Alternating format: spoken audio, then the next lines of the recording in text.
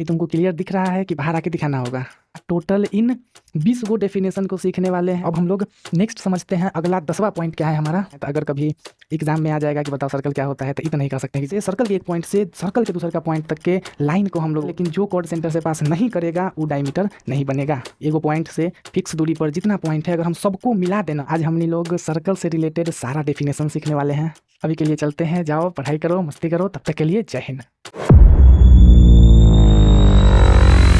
आज हमनी लोग सर्कल से रिलेटेड सारा डेफिनेशन सीखने वाले हैं। टोटल इन 20 गो डेफिनेशन को सीखने वाले हैं। तो एक बार तुम वीडियो को रोक के देख लो कि कौन कौन सा डेफिनेशन है। एक सेकंड भी वेस्ट किए बिना सीधे सीधे अपना पहला का डेफिनेशन जो कि है सर्कल का, वहाँ से कहानी को शुरू करते हैं।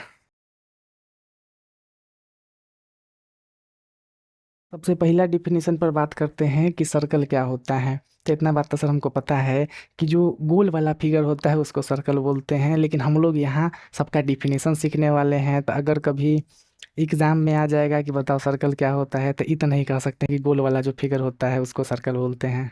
तो तुमको इतना बात की पता ही होगा कि सर इस तरीके वाला जो पिक्चर होता है पूरा गोल, उसको सर्कल बोलते हैं। ये तुमको क्लियर दिख रहा है कि बाहर आके दिखाना होगा। तो इसका डेफिनेशन सुनो क्या होगा। जैसे मान लो कि मेरे पास ना एगो कोनो पॉइंट है, ठीक है। हाँ, इस एगो पॉइंट से एगो फिक्स दूरी पर, एगो पॉइंट से एगो फिक्स दूरी पर जितना पॉइंट है ना, अगर हम सबको मिला दे, एगो पॉइंट से फिक्स दूरी पर जितना पॉइंट है अगर हम सबको मिला देना, तो जो फिगर बन के आता है वो सर्कल बन के आता है। कैसा इसे होता है देखो यहाँ। जैसे हम क्या करते हैं कि एगो पॉइंट लिए, अब इससे इतना दूरी पर ना जितना पॉइंट होगा सबको मिला देते हैं। सर इससे इतना दूरी पर इधर भी पॉइंट होगा, इससे इतना दूरी पर इधर भी होगा, इधर भी होगा, इधर भी होगा, फिर यहाँ भी इससे इतना दूरी पर होगा, यहाँ भी होगा, यहाँ भी होगा, यहाँ भी होगा। इसी तरीके से बहुत सारा पॉइंट होगा जो इस पॉइंट से इसी फिक्स दूरी पर है। जब इन सारा पॉइंट को मिला देंगे तब एगो सर्कल बन जाएगा। हाँ सर यहाँ सर्कल जैसा नहीं लग रहा है, लेकिन एगो प्रॉपर मेजरमेंट से बनाया जाए तो सर्कल बन जाएगा। तो इसका डेफिनेशन हमको समझ में आएगा। पहले इंग्लिश में इसको लिख लेते हैं।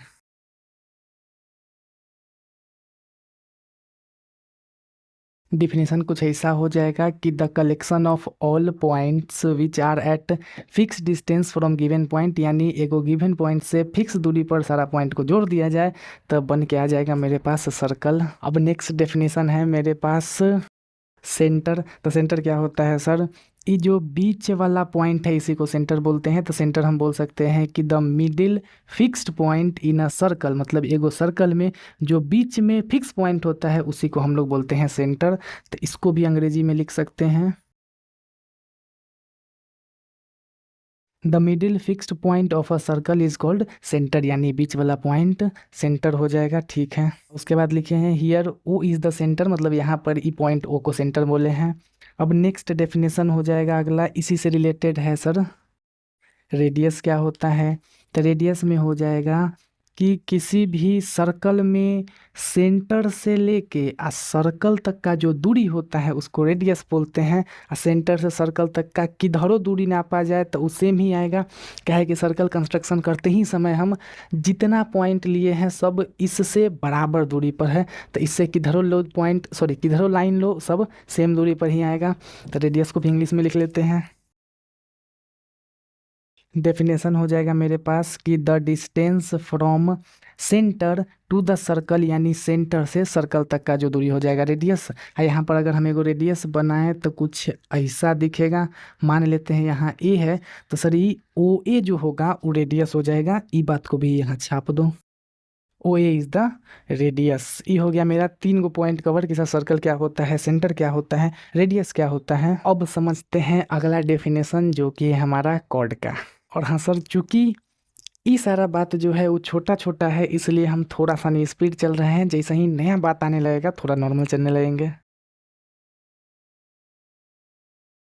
कॉर्ड क्या होता है, तो देखो एगो सर्कल में ना, सर्कल के किसी एक पॉइंट से सर्कल के किसी दूसरा पॉइंट तक जब हम एगो लाइन सेगमेंट बनाते हैं, लाइन सेगमेंट आ लाइन में सर अंतर होता है। हम लोग सीखे थे कि सर कोनो लाइन के लंबाई अगर फिक्स रहता है तो उसको लाइन सेगमेंट बोलते हैं, और लंबाई एकदम अनंत तक जा सकता है तो उसको लाइन बोलते हैं।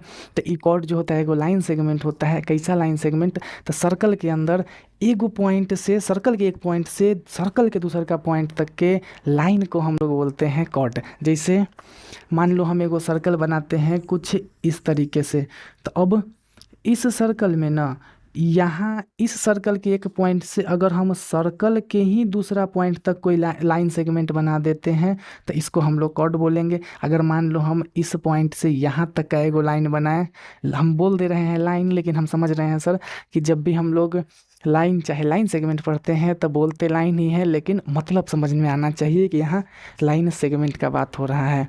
तो ई जो हम सेगमेंट बनाए हैं सर कॉर्ड नहीं होगा। काहे कि सर्कल के एक पॉइंट से लेके सर्कल के दूसरा पॉइंट तक पहुंच ही नहीं पाया है। तो हाँ, कॉर्ड क्या होगा? तो एक पॉइंट से सर्कल के दूसरा पॉइंट तक जब हमें वो लाइन खींच दे तो उसको बोलते हैं कॉर्ड। अब इसका डेफिनेशन लिख लेते हैं।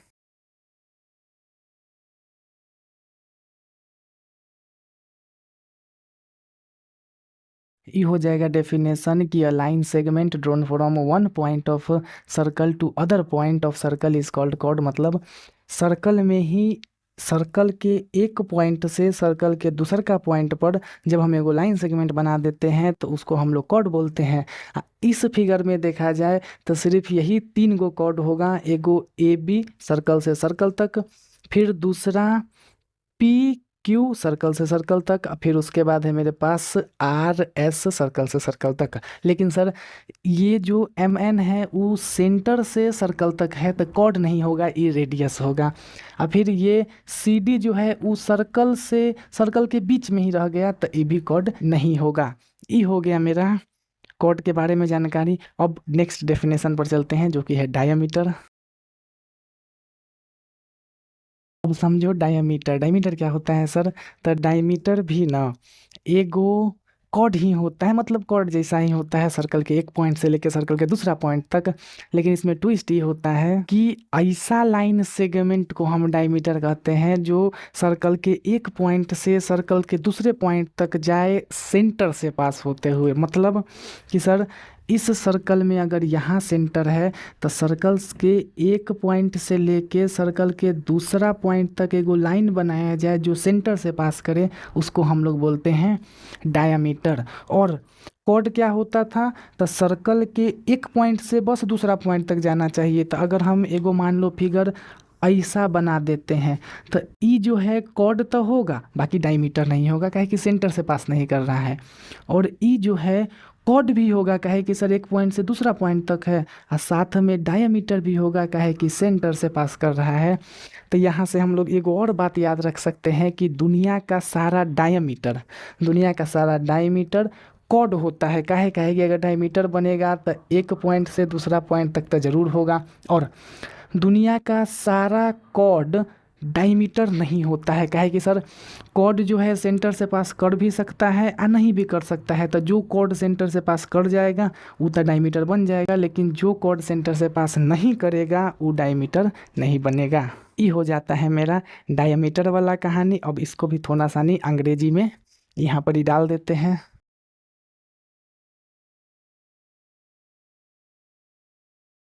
तो डेफिनेशन हो जाएगा इसका, अ line segment from one point of circle. मतलब एगो line segment one point of circle से लेके अदर पॉइंट ऑफ सर्कल तक, लेकिन जो कि पास करना चाहिए सेंटर से, उसको डायमीटर बोल देंगे।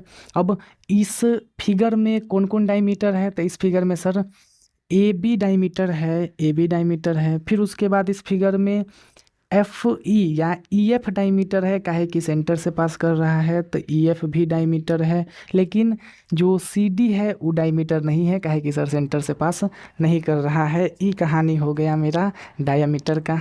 अब इसको मिटाते हैं, अगला टॉपिक पर चलते हैं। नेक्स्ट है हमारा सीकेंट। सीकेंट क्या होता है? तो सर अभी हम लोग डायमीटर अकॉर्ड देखें। डायमीटर अकॉर्ड क्या था? तो सर्कल के एक पॉइंट से सर्कल के दूसर का पॉइंट तक का लाइन सेगमेंट था। लेकिन सीकेंट जो है ना उस सर्कल के एक पॉइंट से सर्कल के दूसरा पॉइंट तक का लाइन है। लाइन मतलब हम लोग पहले पढ़ चुके हैं कि सर लाइन सेगमेंट को ही ना जब दोनों तरफ से बहुत दूर तक बढ़ा दिया जाए, इनफाइनाइट तक बढ़ा दिया जाए, तो उसको लाइन बोलते हैं। तो सेकेंड क्या होता है, एगो सर्कल में अगर एगो लाइन बना दिया जाए जो सर्कल को दो गो अलग अलग पॉइंट पर काटे, उसको हम लोग बोलते हैं सेकेंड। जैसे हम एक ठो सर्कल बनाते हैं, इस सर्कल में ना एक ठो लाइन बना देते हैं जो सर्कल को दो पॉइंट पर काट रहा है। सर लाइन का मतलब होता है इनफाइनाइट तक चलता रहेगा। तो ये जो लाइन बन के आया इसको हम लोग बोलेंगे सीकेंट। ये हो जाएगा हमारा सीकेंट, ठीक है। इसी तरीके से सर कितना भी लाइन काट दीजिए सारा का सारा सीकेंट होगा। सिर्फ मेन मुद्दा ये है कि सर दो गो अलग अलग पॉइंट पर काटना चाहिए। कभी कभी ऐसा भी होता है कि एगो लाइन सर्कल को खाली एक के पॉइंट पर काटता है, या ऐसा कह सकते हैं कि टच करता है, तो इसको सीकेंट नहीं बोलते हैं। अभी देखेंगे इसको क्या बोलते हैं, लेकिन हाँ अगर ऐसा सिचुएशन रहे तो सीकेंट बोला जाएगा। ये बात को भी डाल लेते हैं इंग्लिश में। ये हो जाएगा इसका इंग्लिश डेफिनेशन कि a line which cut a circle at two different point is called secant. Main मुद्दा ये है कि सर यहाँ पर ना लाइन है, लाइन सेगमेंट नहीं है, ठीक है। अब इस फिगर में कौन कौन सा सीकेंट है, तो ये एगो सीकेंट है, ये सीकेंट नहीं है, ये सर लाइनें नहीं है। जब लाइन ही नहीं है तो सीकेंट कहाँ से होगा, यानी कि इस फिगर में सीकेंट है सिर्फ ए बी, ठीक है। ये हो गया हमारा सीकेंट। इसी के साथे साथे एगो डिफिनीशन चलता है जो कि है टेंजेंट। टेंजेंट क्या होता है सर, तो हम लोग ये जो लाइन देखे ना, जो सर्कल को सिर्फ एक पॉइंट पर टच करके चला जाता है, वैसा लाइन को हम लोग बोलते हैं टेंजेंट। यानी ऐसा लाइन जो सर्कल को खाली एगो पॉइंट पर टच कर दे उसको बोलते हैं टेंजेंट। ये बात को भी जल्दी से इंग्लिश में लिख लेते हैं कि सर यहाँ पर एक ही साथ दो गो हेडिंग खत्म हो जाएगा, एगो सीकेंट एगो टेंजेंट। डेफिनेशन कुछ ऐसा हो जाएगा कि a line which touch a circle eight only one point is called tangent, मतलब एक ही पॉइंट पर टच करना चाहिए। टेंजेंट का एग्जांपल सर यहाँ सी डी जो है वो टेंजेंट हो जाएगा, न ई टेंजेंट होगा न ई टेंजेंट होगा, सिर्फ सी डी टेंजेंट होगा, तो उसको लिख लेते हैं कि सी डी टेंजेंट हो जाएगा। इसी के साथ हमारा टेंजेंट और सीकेंट वाला कहानी खत्म होता है। अब देखते हैं कि अगला क्या है।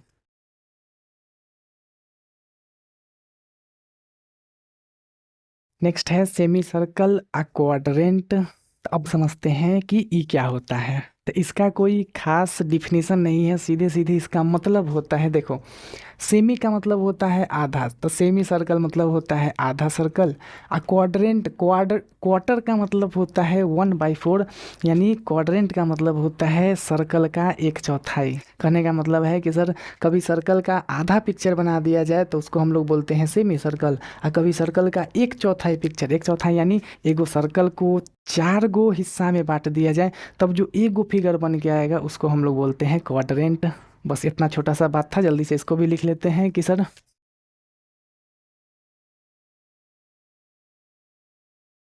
ये हो जाएगा half of circle is called semi circle and 1/4 of a circle is called quadrant. ये जो फिगर है वो हो जाएगा सेमी सर्कल का, मतलब एगो सर्कल में से आधा हिस्सा। फिर ये जो फिगर हो जाएगा ये हो जाएगा क्वाड्रेंट, यानी एगो सर्कल का एक चौथाई हिस्सा। ये हो गया सेमी सर्कल क्वाड्रेंट। अब इसके बाद नेक्स्ट समझते हैं कॉन्सेंट्रिक सर्कल क्या होता है। कॉन्सेंट्रिक सर्कल क्या होता है सर, सुनो, जब भी हम दो गो चाहे उससे ज़्यादा सर्कल बनाते हैं जिनका सेंटर सेम रहता है तो हम उन सर्कल को बोलते हैं कॉन्सेंट्रिक सर्कल। मतलब कि सर हम एक ही सेंटर से अलग अलग रेडियस का अगर दो गो सर्कल बना दे या दो गो से ज़्यादा भी बना दे, तो ये जो सर्कल बना है 1 2 3, इन तीनों सर्कल को हम लोग बोलेंगे कॉन्सेंट्रिक सर्कल। यानी सर सीधे सीधे नाम में से तो समझ में आ रहा है कि कौन मतलब होता है सेम, सेंट्रिक मतलब होता है सेंटर, यानी सेम सेंटर वाला सर्कल को बोलते हैं कॉन्सेंट्रिक सर्कल। तो ये बात को भी जल्दी से इंग्लिश में लिख लेते हैं कि सर कॉन्सेंट्रिक सर्कल क्या होता है। टू और more circles with same centre and different radius is called concentric circle. और ये हो जाएगा हमारा कॉन्सेंट्रिक सर्कल। आज बात समझ में आ गया कि सर्कल विथ सेम सेंटर को कॉन्सेंट्रिक सर्कल बोलते हैं। अब हम लोग नेक्स्ट समझते हैं अगला 10वां पॉइंट क्या है हमारा,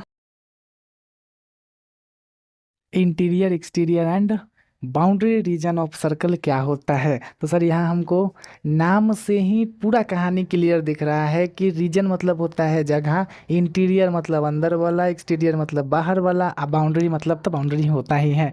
यानी इंटीरियर रीजन ऑफ सर्कल का मतलब होगा सर्कल का वो हिस्सा जो सर्कल के अंदर है, एक्सटीरियर रीजन मतलब होगा सर्कल का वो हिस्सा जो सर्कल के बाहर है, अब बाउंड्री रीजन मतलब होगा सर्कल का वो हिस्सा जो सर्कल के बाउंड्री पर ही है। बस इतना छोटा सा कहानी है। जैसे अगर हम एगो पिक्चर बनाए तो ई हो जाएगा मेरा सर्कल, फिर इस सर्कल में अंदर वाला जो हिस्सा है इसको हम सब बोलेंगे इंटीरियर रीजन।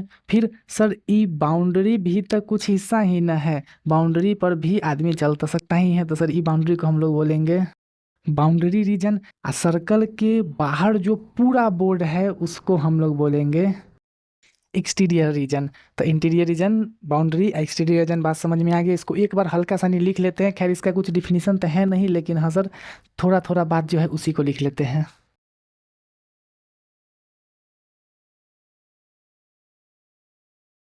ये हो जाएगा हमारा तीनों का हल्का हल्का डिफिनीशन कि sir interior region of circle, the part of circle lies inside the circle, exterior region of circle, the part of circle lies outside the circle. अब बाउंड्री रीजन ऑफ सर्कल हो जाएगा the part of circle rise on the boundary of circle. ठीक है, अब इसके साथ हमारा 10 गो definition ख़त्म होता है।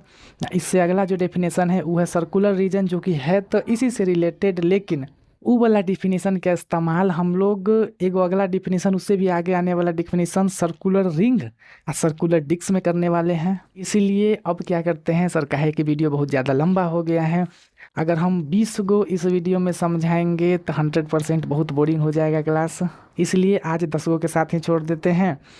अगला जो सर्कुलर रीजन है उससे हम लोग नेक्स्ट वीडियो में स्टार्ट करेंगे। सर्कुलर रीजन होता कुछ नहीं है, सर्कल का जो इंटीरियर और बाउंड्री वाला रीजन होता है ना उसको एक साथ मिला के सर्कुलर रीजन बोलते हैं, लेकिन कोई बात नहीं, अगला वीडियो से हम लोग सर्कुलर रीजन से स्टार्ट करेंगे।